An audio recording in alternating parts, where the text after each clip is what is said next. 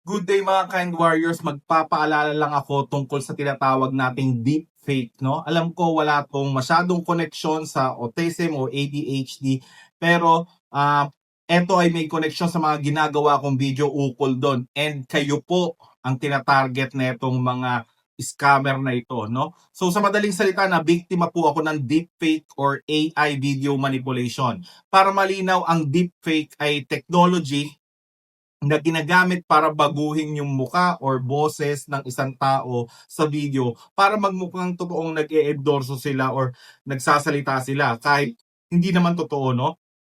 我是一个在菲律宾马尼拉土生土长的商人，家族3代经营生意，但到我这一代，传统的经营模式已无法应对全球化冲击。 So, ito po yung nangyari. Ito yung picture, no, na screenshot ng kapatid ko. Ginamit nila yung video ko para i-endorso yung isang multivitamins na hindi ko naman alam o di ko kilala or wala kaming connection sa isa't isa.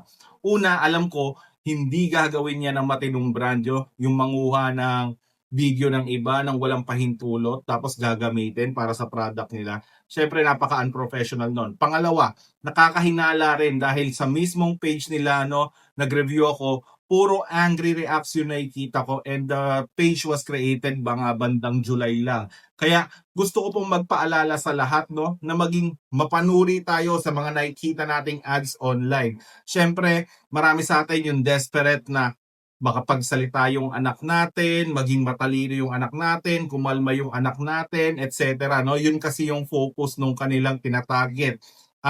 Huwag tayong basta-basta magtitiwala, lalo na kung wala itong FDA approval o malinaw na source.